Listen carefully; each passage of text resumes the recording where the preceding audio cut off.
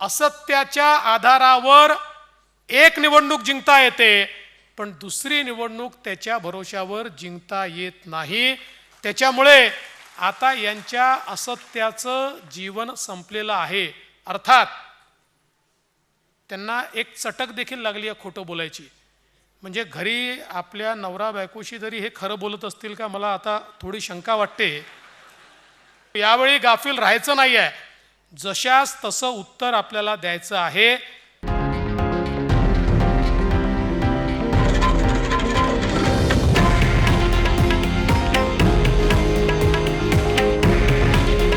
हे आहे देशातील नंबर 1 न्यूज नेटवर्क आणि आपण पाहत आहात TV9 मराठी। काळजी तुमची, हित महाराष्ट्राचं।